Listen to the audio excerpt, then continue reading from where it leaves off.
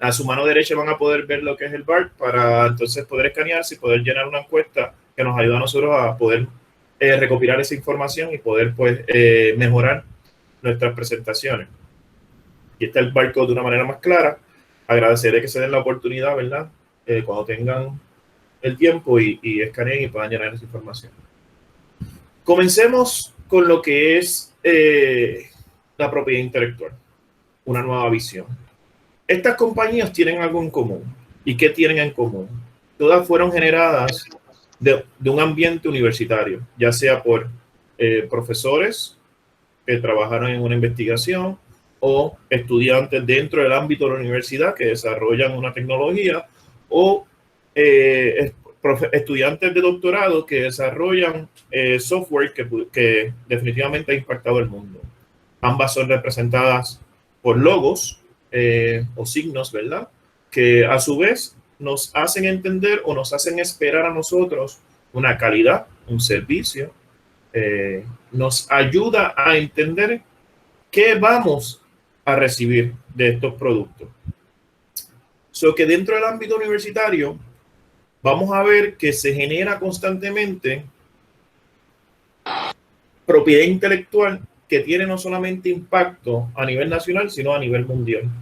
Y es por esto que nos movemos en la dirección de poder llevar un mensaje donde sea fácil la identificación de lo que es la propiedad intelectual y a la misma vez entender cómo podemos proteger la misma.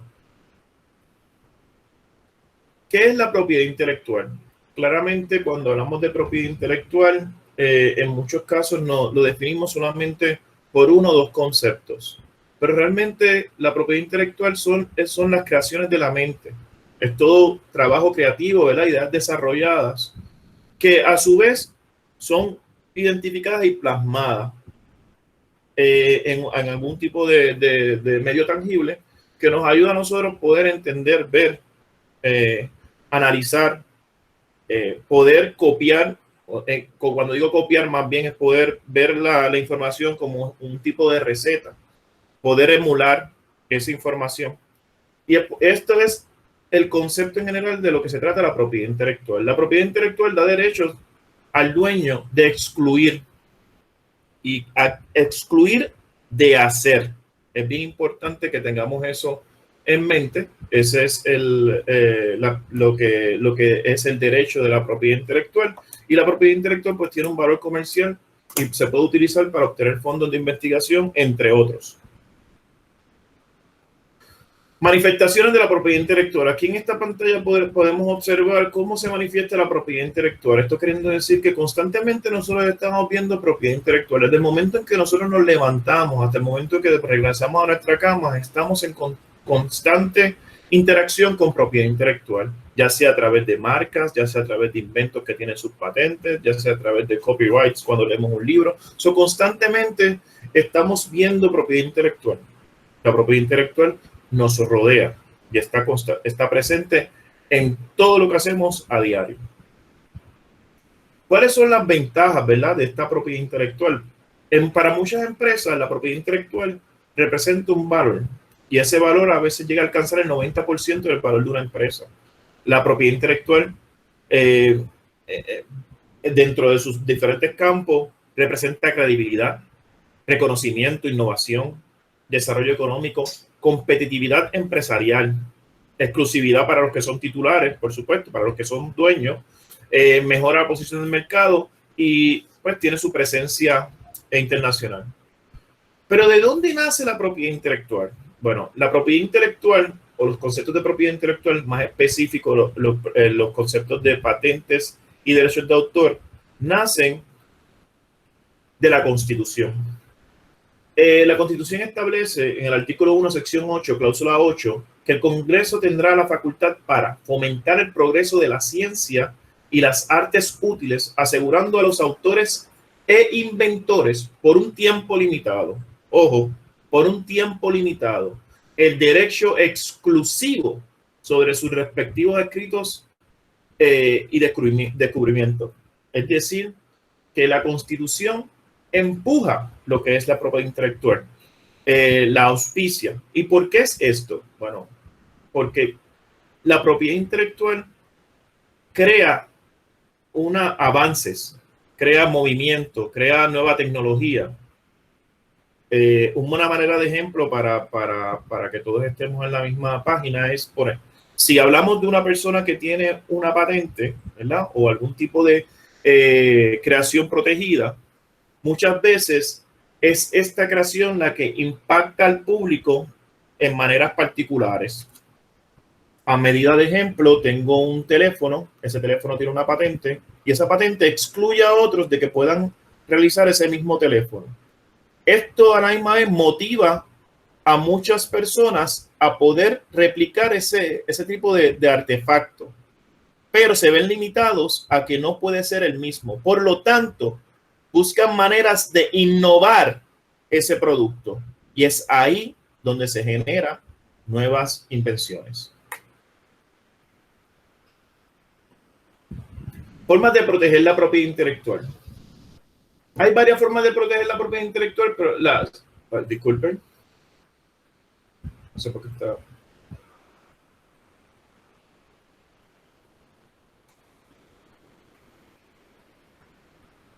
Bueno, existen varias formas de proteger la propiedad intelectual. Entre ellas están marcas, secretos de comercio, derechos de autor y patentes. Las marcas protegen la identidad de un producto o servicio. Los derechos de autor, que se dividen en derechos patrimoniales y derechos morales.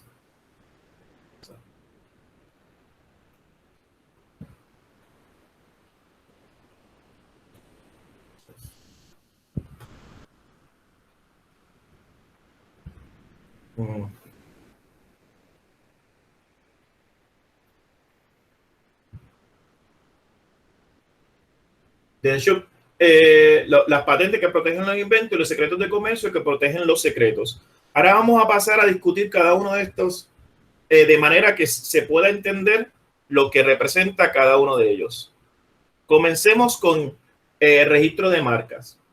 Las marcas representan un producto o un servicio y su duración depende de la renovación y del uso de la marca. Es bien importante que tengamos esto en perspectiva.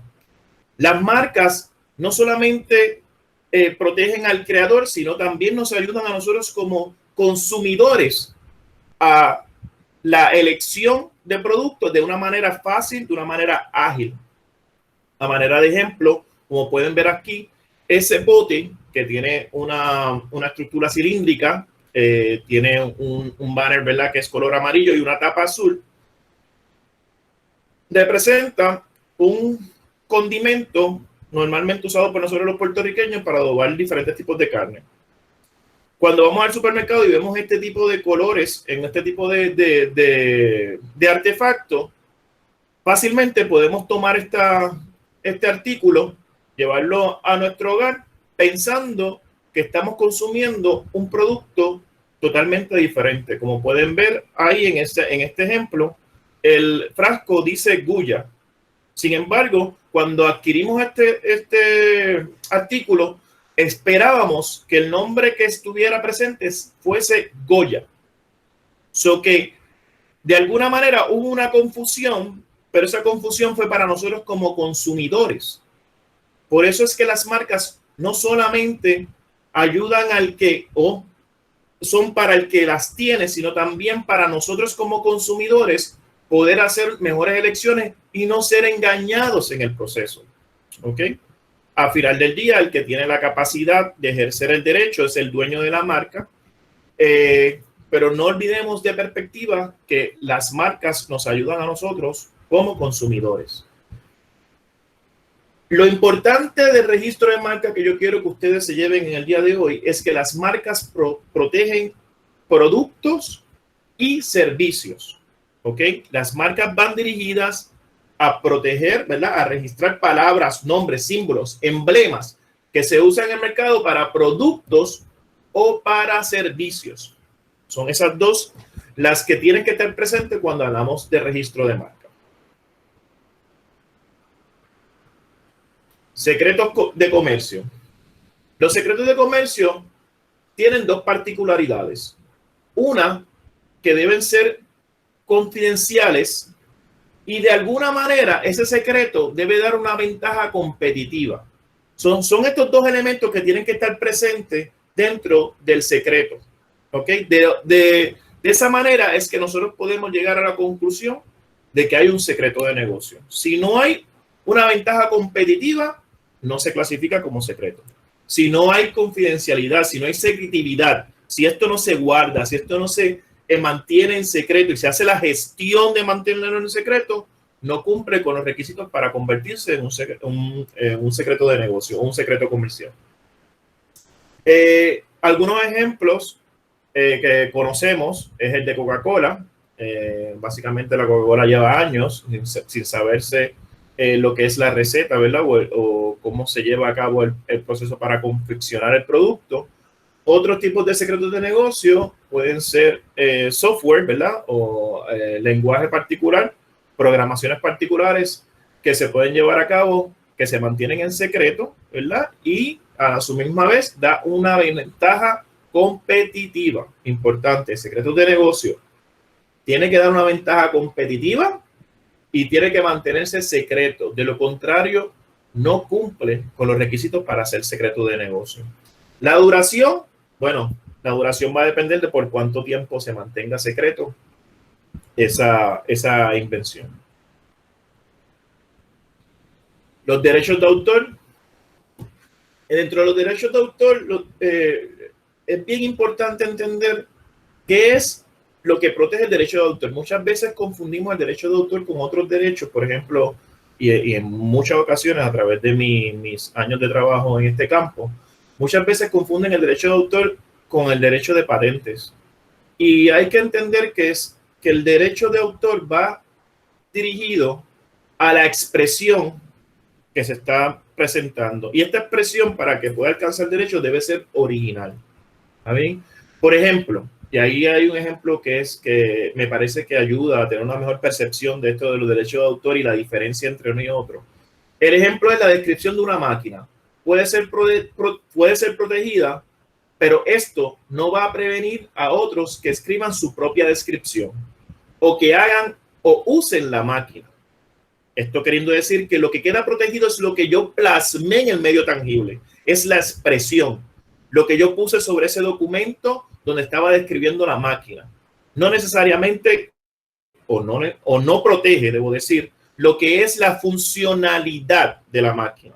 Para proteger la funcionalidad de la máquina, pues existen otros procesos, como lo es el derecho a someter una solicitud para obtener el derecho a una patente, o los derechos de patente. Los derechos, el principal derecho asociado al derecho de autor es el derecho de hacer copias de la obra o trabajo original. Por eso en inglés se llama copyright. A veces no tenemos claro hasta qué magnitud pues, puede llegar el derecho de autor. Y yo quiero, ¿verdad? Voy a hacer una pausa aquí. Ciertamente para las próximas semanas, durante todo este mes, vamos a estar hablando sobre derechos de autor. Yo creo que es un tema muy denso. Claramente aquí lo que estamos dando son principios generales. Para la próxima semana, pues vamos a estar cogiendo unos cursos bien particulares sobre derechos de autor, los cuales van a ser un poco más puntuales y vamos a estar trabajando incluso cómo trabaja dentro del ámbito universitario. Es bien importante, ¿verdad?, que cuando hablemos de derecho de autor entendamos en qué consiste para poder llamarse original. Hay alguna información que es común que realmente no puede obtener el derecho de autor. Por eso mismo, porque es una información común. Aquí tengo varios ejemplos, como lo es el calendario, gráficas de pesos y medidas, cintas de medir y reglas, listas o tablas obtenidas de documentos públicos o fuentes comunes. A medida de ejemplo, para que tengan la percepción de lo que cuando se adquiere el derecho, es cuando no solamente tú tienes la creatividad original, sino que tú también trabajas que esa expresión como completo sea original. Digamos que yo hago recetas de pastas. Esas recetas de pastas son de Italia. Esa es lo que yo estoy plasmando, o lo que es mi expresión. La receta per se no necesariamente es protegida por derechos de autor.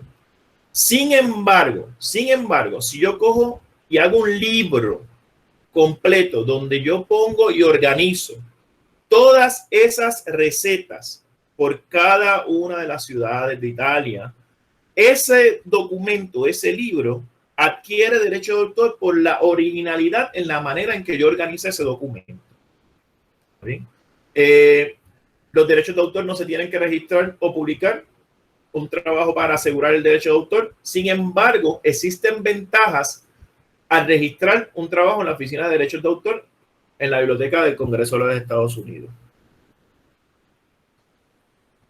También tenemos los derechos morales, que son aquellos que permiten al autor de una obra defender la integridad de esta, su reputación y prestigio, la atribución de su autoría, el derecho a determinar el momento de la primera divulgación de la obra y a retirar esta cuando haya sido alterada sin autorización del creador, de forma que ya no representa su pensamiento, aunque sin perjudiciar el derecho legítimo adquirido por terceros.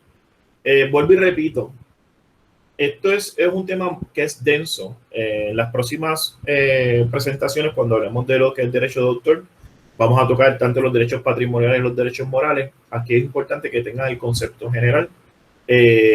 Dentro de los derechos de autor, lo más importante, como dije en un comienzo, es que la expresión esté en un medio tangible y que sea original.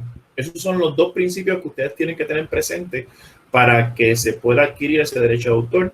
Volvemos y repetimos, no hay necesidad de registrarlo, ¿verdad? Pero registrarlo da unas ventajas. Esto queriendo decir que el derecho nace con simplemente la creación, siempre y cuando pues cumpla con los dos requisitos que ya mencioné. Patentes. Hello. Hello.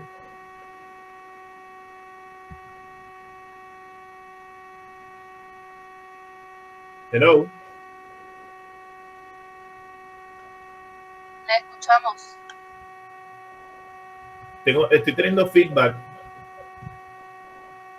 Alguien, agradeceré que por favor apaguen todos los micrófonos porque estoy teniendo feedback. Gracias. Ok, patentes. Las patentes es un derecho de propiedad al inventor, que le otorga el derecho de excluir a otros de hacer, fabricar, usar, ofrecer para la venta o vender inventos dentro de un área geográfica limitada. En este caso, si se presenta la patente o la solicitud, ¿verdad?, dentro de Estados Unidos y se adquieren los derechos, pues todo esto de excluir se limita a esa área geográfica, a Estados Unidos y sus territorios. ¿Ok? Pero es bien importante, y por eso es que esta palabra está en un color distintivo, excluir. Porque muchas veces cuando pensamos en patente, pensamos que nos da derecho a hacer. Y las patentes no dan derecho a hacer, dan derecho a excluir. ¿Ok? Esto queriendo decir que si alguien entra dentro de lo que tú pudiste alcanzar dentro de una patente, tu derecho es a decirle, detente. No puedes hacer eso porque ya ese derecho lo adquirí yo. ¿Cuáles son los requisitos? En esencia, el primero es que lo que se está creando tiene que ser patentable. Existen diferentes maneras de definir lo que es el concepto de patentabilidad. Uno de ellos es que no debe ser una idea abstracta, no puede ser un fenómeno de la naturaleza. En adición a eso, tiene que ser significativamente más, ¿verdad? No, a pesar de que pueda ser una creación, tiene que ser significativamente más. Y cuando digo significativamente más, es un concepto un poquito ambiguo, pero ciertamente ya el USPTO, que es la unidad que trabaja todo lo que es el otorgar patentes, el United States Patent and Trademark Office, donde este servidor tuvo una oportunidad de trabajar por varios años, establece, ¿verdad?, unas reglas para poder definir esto de significativamente más. Esto sobre todo se da cuando hablamos de software, cuando hablamos de programación. Pero, ¿qué es patentable? Es la primera pregunta que nos tenemos que hacer. ¿Es lo que estoy presentando patentable? ¿No? ¿Es esto algo de la naturaleza? ¿Es esto un fenómeno? ¿Qué exactamente es lo que estoy presentando? Pues ese es el primer requisito y una vez cumplimos con ese primer requisito, podemos pasar al segundo. Y el segundo se basa en 3 limitaciones. La primera es que tiene que ser nuevo, tiene que ser útil y tiene que ser obvio. Cuando definimos novel, tenemos que entender que no nos limitamos a un área geográfica. Cuando hablamos de que algo sea novel, estamos hablando de que en todo el mundo, no solamente en Estados Unidos, esto que estamos creando no existe. ¿Ok? El segundo es que sea útil. La utilidad puede tener diferentes dimensiones. La utilidad puede ser entretenimiento, la utilidad puede ser un tratamiento para cáncer, la utilidad puede ser manipular información de manera ágil para poder tener una presentación particular. Hay diferentes tipos de utilidades. Lo que sí es que esa utilidad tiene que ser creíble. ¿Ok? Si yo estoy creando X invento o X droga, por decir un ejemplo, y yo manifiesto que esa droga va a curar el cáncer, yo tengo que presentar información que en efecto sea para eso, para curar el cáncer. So que la información cuando la disponemos como parte de la solicitud tiene que ser creíble, ¿ok? Con datos que apoyen ese concepto. Y el tercero, y no menos importante, es no obvio. Ahora vamos a hacer un pequeño test para que entendamos estos 3 requisitos, ¿ok?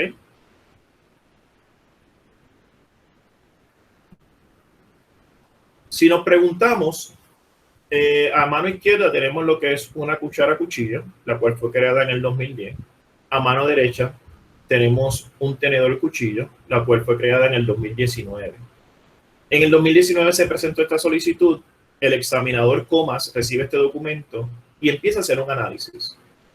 El examinador Comas recibe el tenedor cuchillo y empieza a buscar en diferentes bases de datos para encontrar algún artefacto que sea similar al que se está presentando en la solicitud. Él encuentra que en el 2010 se hizo la cuchara cuchillo. Entonces, el examinador Comas se pregunta, ¿es el tenedor cuchillo nuevo cuando se compara con la cuchara cuchillo? La contestación es sí, es nuevo. Porque a pesar de que pueda parecer que están en el mismo campo, un tenedor tiene diferente funcionalidad a la de una cuchara. Luego pasamos a ver si es útil. Y cuando hacemos la comparación de utilidad, miramos si estos en efecto tienen algún tipo de función que sea útil. La contestación nuevamente es sí. El tenedor cuchillo tiene su utilidad. Ojo, que sea útil no quiere decir que vaya a tener un éxito comercial. Son dos cosas completamente diferentes. Útil es que tenga algún tipo de utilidad.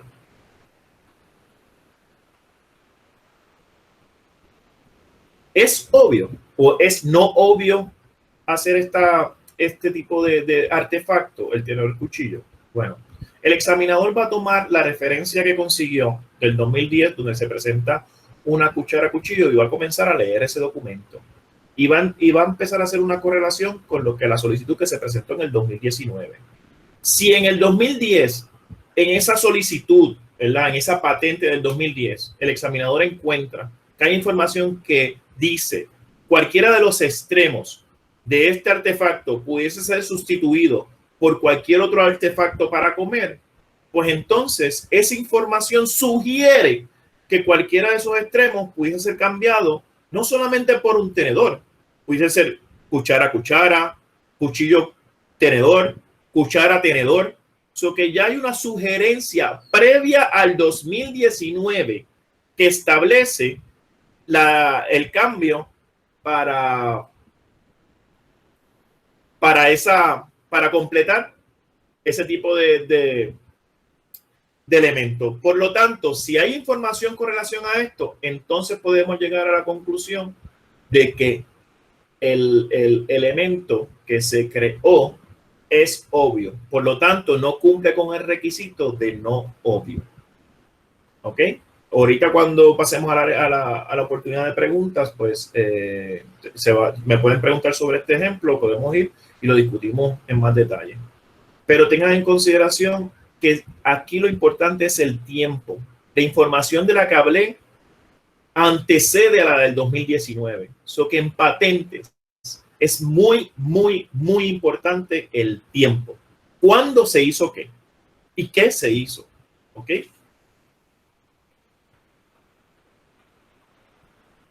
¿Qué se puede patentizar? Cualquier persona que invente o descubra cualquier proceso, máquina, manufactura o composición de materia. Esta es cuando hablamos de patent, si algo es patentable en ese primer paso, estos son el tipo de preguntas que nos debemos hacer. ¿Qué es lo que estamos presentando? Esto es un proceso, es una máquina, es manufactura, es una composición. ¿Qué tenemos ante nosotros? Eso es en ese primer paso. En el segundo paso, pues como ya lo discutimos, es si es nuevo, útil o no obvio.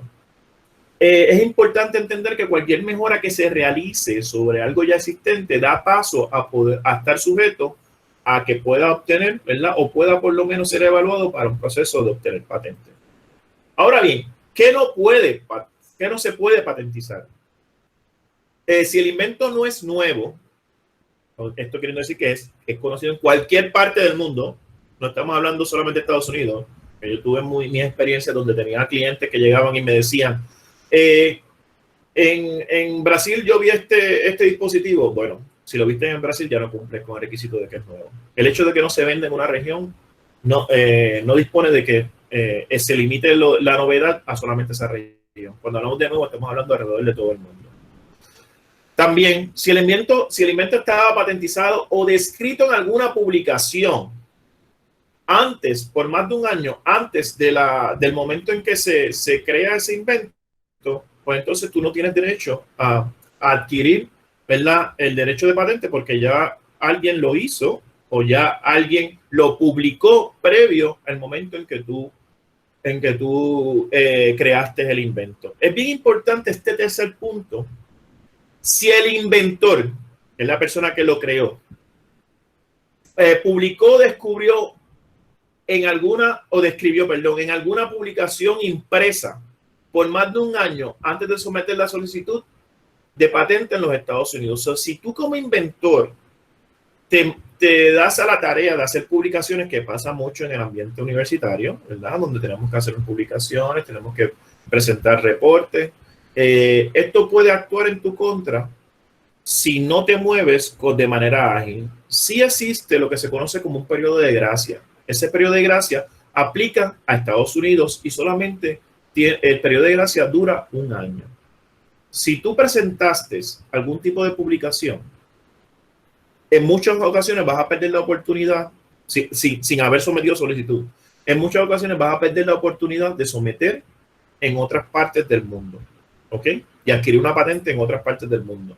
En Estados Unidos, vuelvo y repito, existe lo que se conoce como el periodo de gracia. El periodo de gracia es un periodo de un año donde en el momento en que tú publicaste, empieza ese reloj a correr y tienes un año para someter la solicitud ante la oficina de Estados Unidos. Como dijo ahorita, tampoco se pueden someter ideas, no vas a alcanzar una patente si lo que se presenta es una idea abstracta, si es una fórmula matemática, si es un fenómeno de la naturaleza, si es una ley de la naturaleza y si no eres inventor. En esta slide que están viendo, ¿verdad? En esta proyección que están viendo, aquí lo que les quiero presentar es el proceso que se lleva a cabo para establecer si pasa ese primer requisito. Si es patentable, es patentable. Como pueden, en el Step 1, la primera pregunta que se hace es un proceso, es una máquina, es manufactura. ¿Qué es lo que estamos viendo? ¿Ok? Dentro, ¿verdad?, de la invención. Y de esta manera, si cumple con ese primer requisito, pasaría a un segundo requisito. Y es aquí donde hablé hace unos minutos anteriores sobre lo que es el software o la programación. La programación, debido a los cambios en ley, no es que no se pueda obtener patentes de software. Sí se puede, todavía se puede. Lo que pasa es que obtenerla, pues, para obtener una patente requiere un poco más. El tener una programación base que simplemente organice datos no es suficiente. Es ahí donde hablamos del significantly more. ¿Qué es lo que yo estoy trayendo? ¿Cuán específico o cuán vital es mi tecnología que cambia la tecnología actual? Son preguntas que nos debemos hacer y el examinador se va a hacer cuando esté evaluando esto de las patentes. Y si no tiene ese requisito de significativamente algo más, no va a ser elegible para poder convertirse en patente. Existen tres tipos de patentes. La primera es la de utilidad, la segunda es de diseño y la tercera es de plantas. La de utilidad tiene un término de 20 años, ¿verdad? Ese es el tiempo limitado, donde excluyes a otros de hacer. Las de utilidad van dirigidas a procesos, máquinas, artículos de manufactura o artefactos o composición de materia que cumpla con requisitos antes mencionados. La de diseño tiene un término de 15 años, pero la de diseño va dirigido a cómo luce ese artefacto. A manera de ejemplo, yo hago un cepillo de dientes. El cepillo de dientes tiene su palito, tiene su brochita en un extremo. Pues ese cepillo de dientes tiene una utilidad y sería protegido a través de una patente de utilidad. Pero yo como inventor también le doy un diseño de dinosaurio a ese cepillo. Pues ese diseño que yo le apliqué a la parte útil de mi invento estaría protegida o la pudiese proteger por una patente de diseño. La tercera y no menos importante son las patentes de plantas, que es un invento de descubrimiento de una nueva y distintiva variedad de plantas que se reproduzca asexualmente. Aquí esto se da mucho, esta de las plantas se da mucho por ejemplo, en California, donde tú tienes maíz alterado para que pueda, genéticamente alterado por seres humanos, para que pueda aguantar ciertas temperaturas. Y eso es parte de, ese sería un invento que pudiese obtenerse a través de una patente de plantas. Las políticas que están vigentes. Las políticas que están vigentes actualmente es la certificación 34, que fue del 2018-2019. Esta certificación va dirigido a lo que es la parte de patentes dentro de la institución. La certificación 48 es sobre marcas, que también es reciente. Aclara mucho de cómo se van a manejar las marcas. Y la 140, que es la política que va dirigida a los derechos de autor. Esto es bien importante que lo tengan presente porque muchas veces la política es bastante clara y claro, hay veces que pues tiene que pasar por unos análisis y nosotros como Oficina de Propiedad Intelectual y Transferencia de Tecnología vamos a ayudar, ¿verdad? Cuando haya conflictos. Pero la política es bastante clara de cómo se maneja la propiedad, tanto de los inventos, donde hay una obligación de la facultad a divulgar en las marcas, cuál es el proceso particular, cuándo se puede, cuándo no se puede, cuándo yo le puedo poner el logo de la Universidad de Puerto Rico a mi presentación, cuándo no lo puedo hacer, qué productos pueden llevar el logo de la institución, qué productos no pueden llevar el logo de la institución. Todo esto está definido claramente en cada una de estas políticas. La política de 140, que es la de derechos de autor, que es la más viejita, era del 1993, está en proceso de ser editada, enmendada. Esperamos ya para finales de este año fiscal poder tener el draft completo de dicha política. Ok. ¿Qué es un invento? Un invento es cualquier idea, descubrimiento, material, invención, proceso, artículo, artefacto, artículo de manufactura, diseño, modelo, desarrollo técnico, conocimiento de material biológico, variedad, cultivos de cualquier organismo o porción, modificación, transferencia, que eventualmente pueden o no puedan ser patentables o comercializables. O que la creación de un invento dentro del área académica debe ser divulgado porque así lo establece la política y no necesariamente esos inventos pueden tener la capacidad de obtener patentes. Sin embargo, es bien importante tener conocimiento de los mismos porque la oportunidad de colaboraciones cuando se crea algo dentro de la institución aumenta cuando hay conocimiento de lo que se está creando. Esto ayuda a posiblemente adquirir nuevos grants, posiblemente a colaboraciones con otras universidades. Que es bien importante la divulgación de los inventos por esa oportunidad que nos da. Claramente también nos ofrece la oportunidad de comercializar, que a su vez pues trae un ingreso a la institución. Para mí es bien importante, como director de la Oficina de Propiedad Intelectual, establecer que mi objetivo principal no es generar dinero, pues no lo es dentro de la institución, ¿ok? Sí es pues uno de los objetivos, pero más que nada es crear la conciencia de propiedad intelectual y el impacto que puede tener para nosotros como institución a nivel de reconocimiento, a nivel de oportunidades, a nivel de impacto social. Claramente cuando nosotros no nos exponemos a situaciones como la que nos estamos exponiendo en estos momentos, vemos la creatividad no solamente de la facultad, sino también de los estudiantes. Y es bien importante pues tener conocimiento de estos inventos que se están creando, porque de alguna manera u otra podemos hacer conexión que impacte, vuelvo y repito, no a nivel económico, sino a nivel social. ¿Cómo se define el inventor?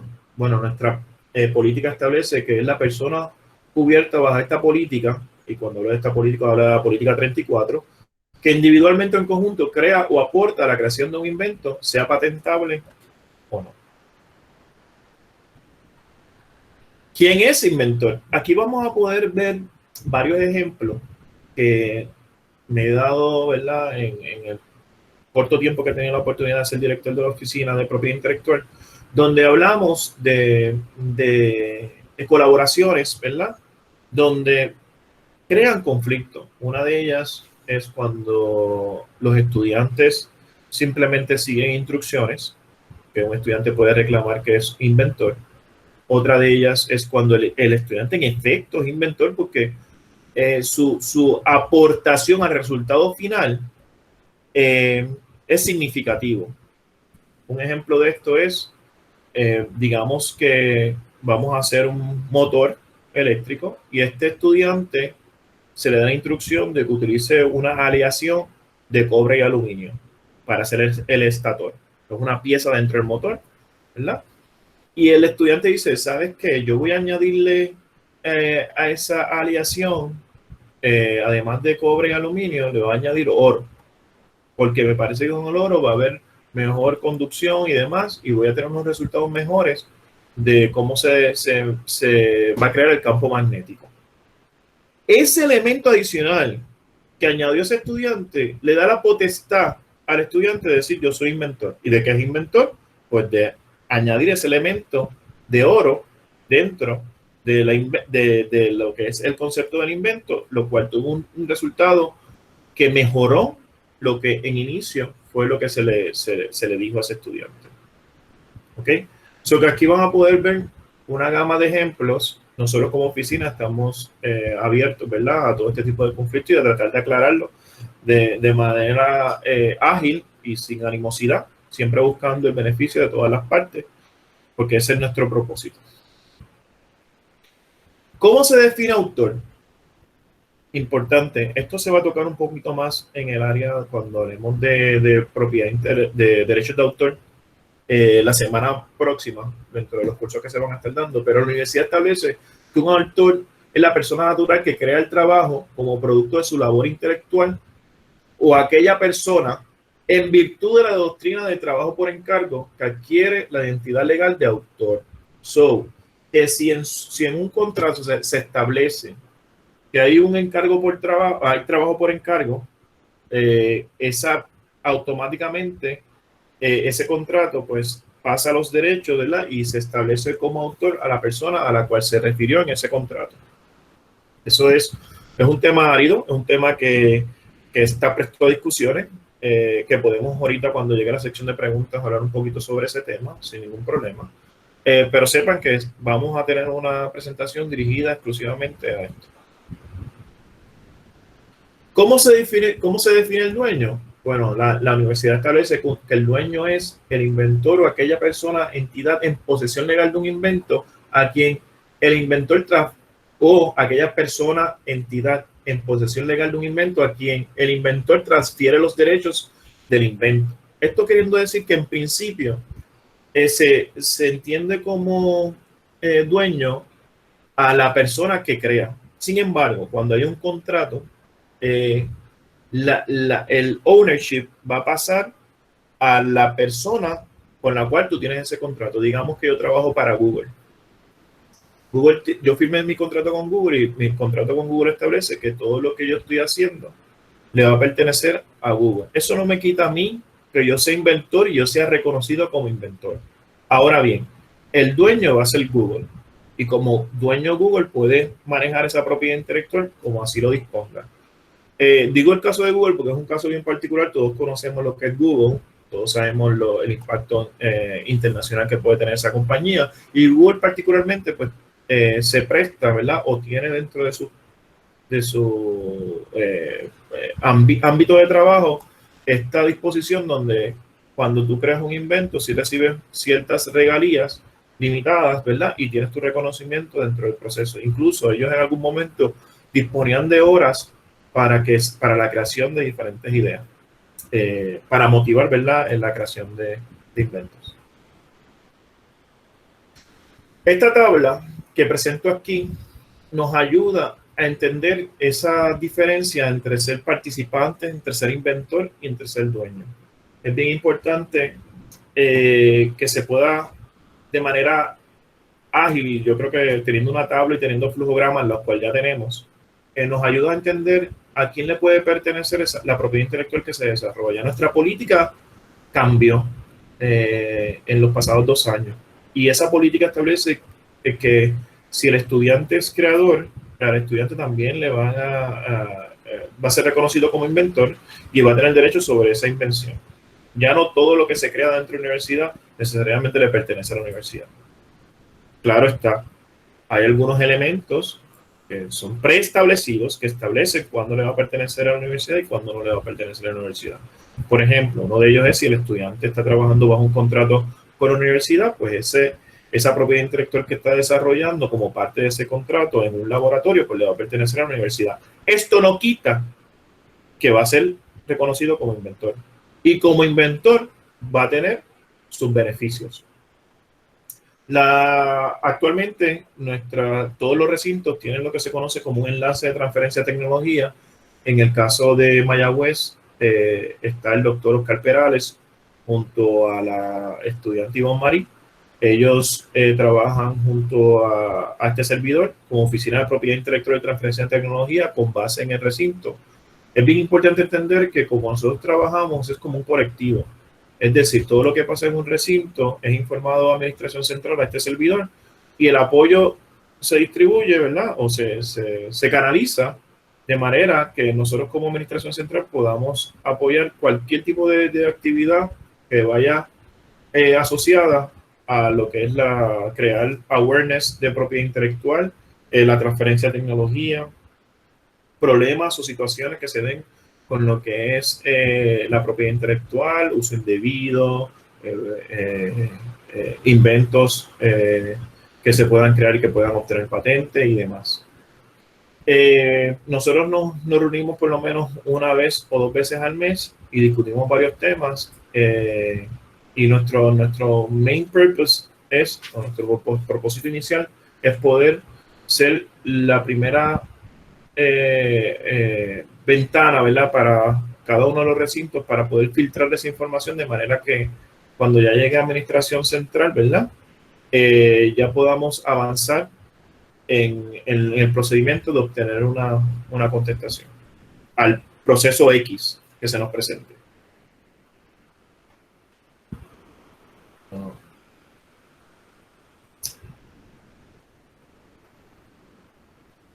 Incentivo.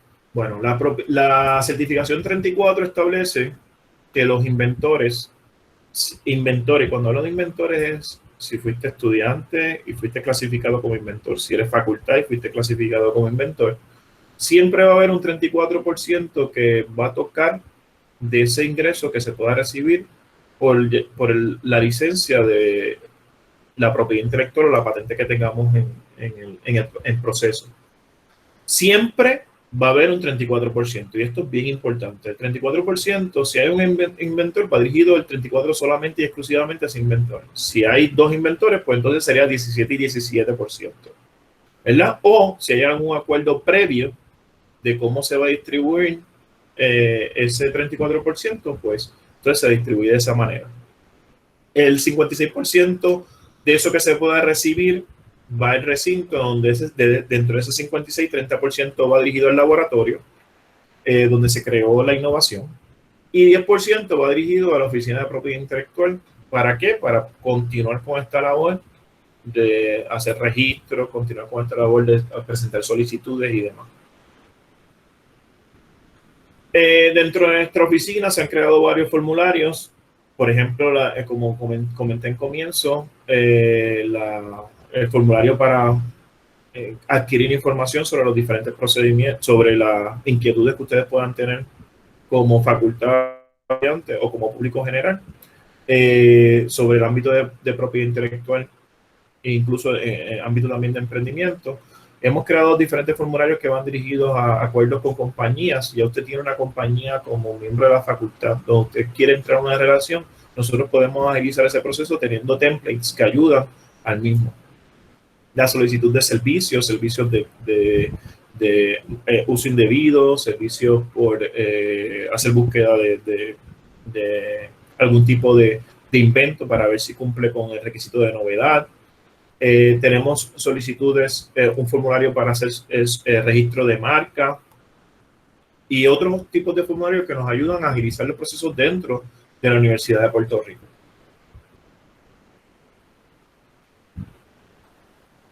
Bueno, ¿cuál es nuestra función? Aquí lo quiero presentar a manera general y con esto voy a terminar porque quiero entrar al área a las preguntas, porque asumo que hay bastantes. Y quiero que entiendan a qué público nosotros atendemos. Y este es el mensaje, ¿verdad? Este mensaje es bien importante. Nosotros atendemos a estudiantes, a facultad, que son profesores, atendemos a empleados y atendemos a público general. So que si existe algún tipo de idea o invento, cualquier persona puede llegar a nuestra oficina y nosotros vamos a canalizar esa información para ver cómo podemos ayudar. Nosotros podemos referir desde ir a lo que se conoce como el PTRC, que es el Patent and Trademark Research Center, que está ubicado allí en la biblioteca, que está la señora Gladys allí atendiéndonos. Excelente recurso. Sepan que son muy pocos los PTRC a nivel de Estados Unidos, y nosotros en Puerto Rico tenemos dos, uno en Mayagüez y otro en el recinto de Bayamón. Allí le van a educar con referencia a lo que es patentes, marcas, incluso también van a tocar temas de propiedad, de derechos de autor, y ayuda también a hacer búsquedas. Ellos tienen acceso a una base de datos que está conectada al USPTO, que vuelvo y repito, el United States Patent and Trademark Office, que es la oficina oficial, la cual otorga las patentes, ¿verdad? Siempre y cuando pues, cumplan con los requisitos antes mencionados. Cuando todas estas personas llegan a la oficina de propiedad intelectual y transferencia de tecnología, son atendidos y se crea, ¿verdad?, esta dinámica entre la oficina de administración central y el recinto donde se creó el inquiry, la necesidad de servicio. Y entonces ambas entidades, que repito, estamos separados, pero realmente somos solo una, pues trabajamos sobre esa situación. En Mayagüez particularmente existe lo que es el TTO Trust, una oficina auspiciada por el fideicomiso. Nosotros ya tenemos un acuerdo con el fideicomiso, donde los que son miembros de la facultad pueden hacer uso de una plataforma particular para el registro de invenciones, y esta información que se presenta por parte de la facultad o empleados de UPR es analizada por ambas partes, tanto la Universidad de Puerto Rico como el fideicomiso. Para los estudiantes y para el público general, esta plataforma no está disponible. ¿Ok? Eso es bien importante que lo entiendan. Aquí, un ejemplo general de cómo se trabaja con público general y estudiantes, donde llega el disclosure, ¿verdad? La información a la Oficina de Propiedad Intelectual, y nosotros podemos redirigir esa persona al PTRC, o incluso sabiendo y entendiendo en qué punto está esa persona a nivel de la generación de la idea, ¿verdad? Podemos incluso redirigirlo a lo que es la Clínica de Derecho de la Universidad de Río Piedras, donde dan servicio gratuito para diferentes personas que cumplan con unos requisitos dentro de lo que estipula la Clínica de Derechos de Propiedad Intelectual. Bueno, sin más nada, aquí tienen los contactos de la biblioteca. Yo entiendo que esta información ustedes deben ya tenerla. Como quiera que sea, esta presentación va a ser facilitada y además de eso está siendo grabada, so que pueden tener acceso a estos contactos, que son los contactos del PTRC, Patent and Trademark Resource Center de la universidad. Y a nivel general, y muchas veces nos preguntamos en qué momento se desarrolla la propiedad intelectual. Aquí tengo un flujo, ¿verdad? O un diagrama, debo decir, donde yo presento en qué momento se desarrolla la propiedad intelectual. Propiedad intelectual, como dije en principio, está en todo lo que nosotros hacemos. Y con eso quiero terminar. Constantemente se desarrolla propiedad intelectual. Constantemente creamos nosotros propiedad intelectual. Constantemente hay alguien creando propiedad intelectual. Es bien importante entender que si nos damos a la tarea no solamente de entender lo que es propiedad intelectual, sino también de proteger la misma, esto va a tener un impacto directo con nuestro procedimiento, con nuestra situación económica y sobre todo puede tener un impacto a nivel social. Eso es lo que estamos buscando. Así que con esto dicho, voy a abrir el micrófono para preguntas.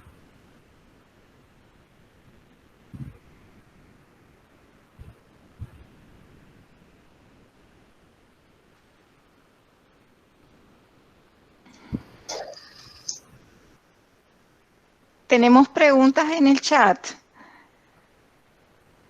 Vamos a cerrar aquí. Vamos a darle la oportunidad a las personas que hagan sus preguntas por el chat primero, por el micrófono primero, y si no se cubre, podemos abrir las preguntas del chat.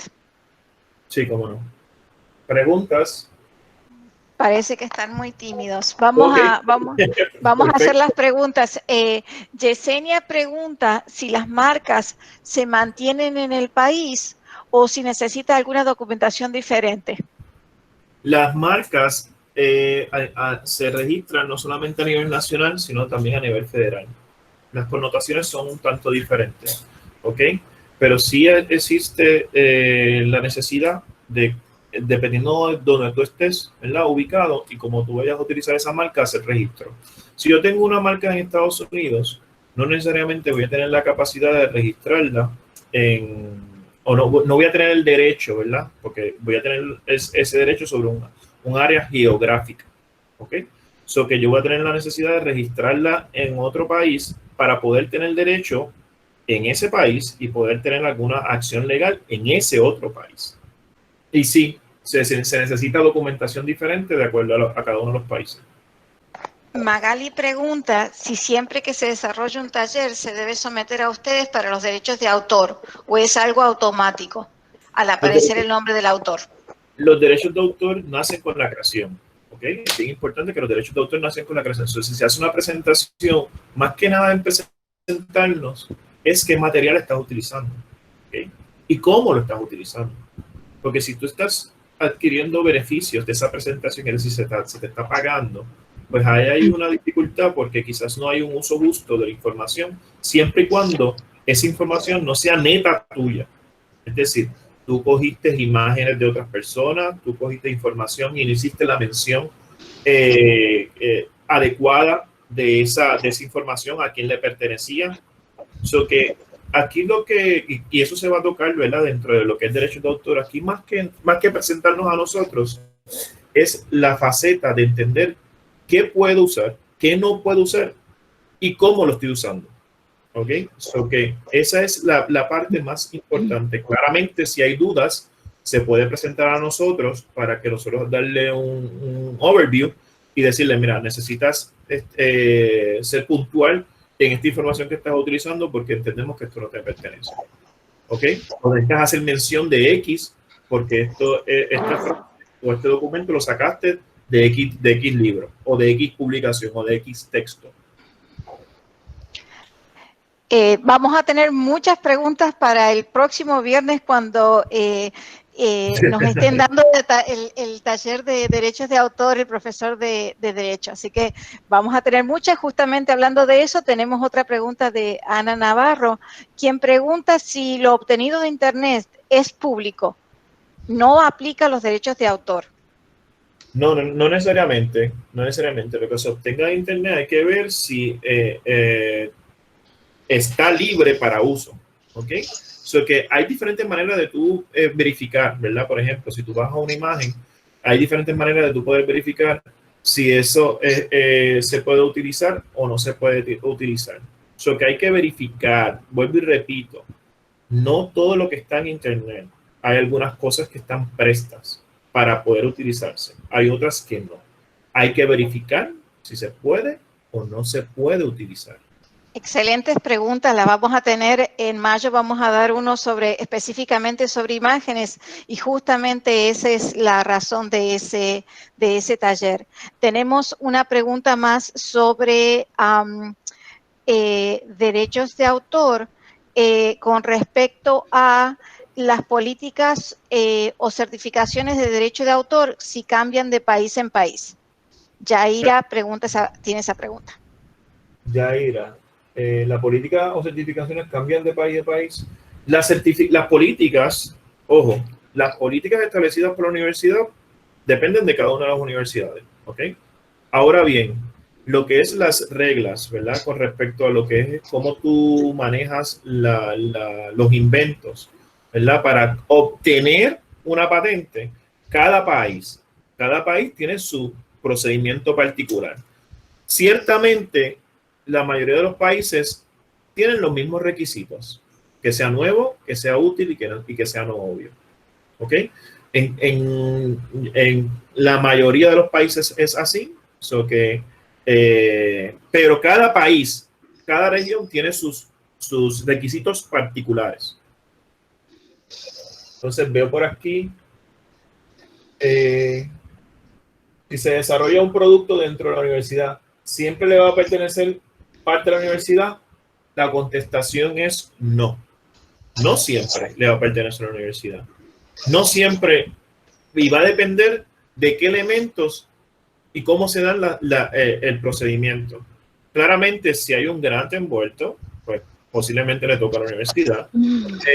Si hay algún tipo de acuerdo previo le va a tocar a la universidad.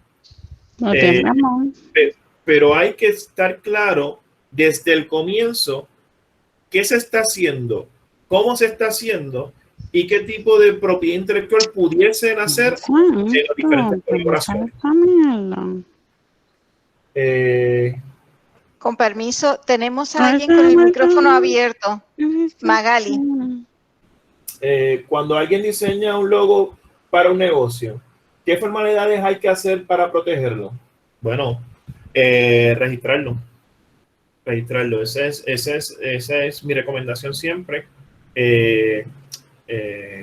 Si tienes algún logo, ¿verdad? Representando un producto o un servicio, pues debes registrarlo. ¿Está bien?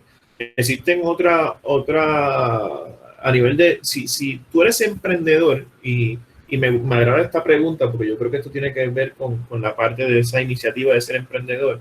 Hay diferentes procesos y estar educado y a la misma vez recibir la información necesaria para que tú tengas una estrategia particular dentro de lo que estás haciendo es bien importante. Hay veces que va a ser necesario que te muevas con bastante rapidez para hacer registro de una marca. Hay veces que no va a ser así. ¿Por qué? Porque puede ser que esa marca evolucione, puede ser que tú tengas una idea inicial de cómo vas a llamar el producto, pero ni tan siquiera tengas el producto, ¿ok? Y después te das con la tarea de hacer estudios y entiendes, mira, este nombre no es el adecuado. Yo tengo que buscar otro nombre diferente que tenga un impacto particular. So que entender lo que estás haciendo como un todo es parte de la estrategia, ¿verdad? Y es parte de ver en qué momento debes someter para registro esa marca. Recordemos que el derecho también nace con la creación en marcas. O sea, una vez tú utilizas el logo, nace el derecho. Sin embargo, para poder tener, hacer uso de lo que es el proceso legal, tú tienes que hacer un registro. Ese es el beneficio de registrar la marca. ¿Ok?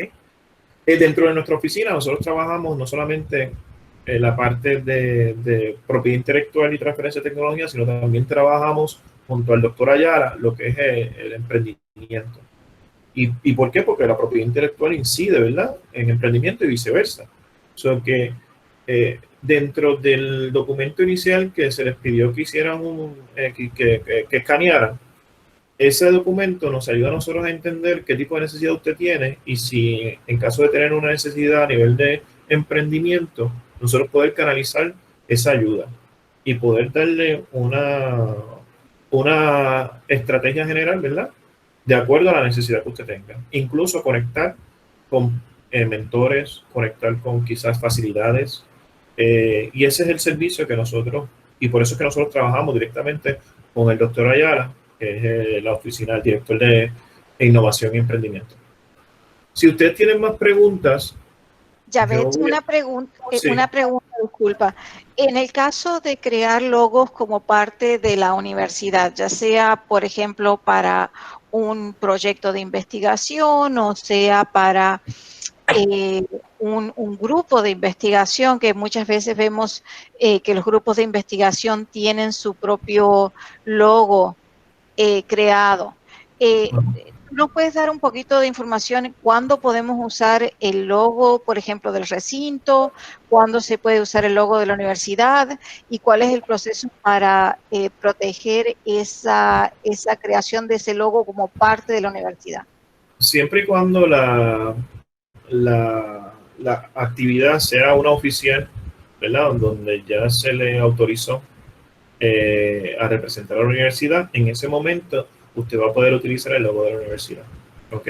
La política establece claramente cómo puedo utilizar ese logo. En adición a eso, si es una creación de un logo, el logo se debe presentar ante la Oficina de Propiedad Intelectual y Transferencia de Tecnología. ¿Para qué? Para que la misma pueda ser registrada. ¿Ok? Y hay un procedimiento, y el procedimiento es el siguiente. Usted va a accesar, somete el registro de marca, somete esa imagen, va a describir la imagen, por cómo fue creada, por qué fue creada, si pertenece a un departamento, si el departamento tiene conocimiento de la creación de esa marca, y el recinto está encargado, ¿verdad?, siempre que sea una marca de recinto, está encargado de cubrir los gastos de la misma. Sin embargo, el registro se tiene que hacer a través de la Oficina de Propiedad Intelectual, Administración Central, para nosotros poder llevar registro completo de todas las marcas que se están registrando a través de la Universidad de Puerto Rico. Nada, yo agradezco mucho la oportunidad que me dan para poder llevarle esta información. Para mí es un honor. Yo soy producto de la educación pública de Puerto Rico y devolver ese favor para mí es de gran orgullo. Aquí tienen mi información con relación a cómo pueden contactar. A través de Jacqueline también me pueden contactar. Yo los invito a que pasen esta información, porque quizás no es de gran utilidad para usted, pero quizás para una persona que usted conoce. Y que no tengan miedo en contactarnos. La política ha cambiado en todos los aspectos, dándole mayor oportunidad tanto a los empleados, facultad, como a los estudiantes. Así que los invito a que formen parte de esta nueva ola, de este ecosistema, el cual se está haciendo cada vez más grande y la actividad de los estudiantes y profesores está aumentando. Sin más nada que decir, se cuidan mucho. Jacquelina, agradezco grandemente la oportunidad que me da. Espero que en las próximas presentaciones podamos tener el mismo número de personas. Disculpa todos los inconvenientes tecnológicos. espero haber aprendido. Estamos aprendiendo todos juntos aquí, así que, y gracias a las personas que participaron, que nos ayudaron técnicamente, vamos a ver si podemos recopilar esas sugerencias, sobre todo aquellos que están usando Mac, que parece que los browsers están dando problemas. Nuevamente queremos agradecerles la participación. Esta es la primera de esa serie de 4 actividades que vamos a tener. El próximo viernes tenemos una que probablemente sea de gran ayuda a todos los que estamos dando clase en línea en este momento, que es sobre derechos de autor. Seguida de esa tendremos una de Creative Commons, muy importante, especialmente para los estudiantes graduados que van a estar depositando su tesis. Y concluiremos con un taller sobre el uso de figuras e imágenes tanto para ser incorporado en presentaciones, en tesis o en otras publicaciones. Por lo tanto, les agradecemos muchísimo la participación de hoy.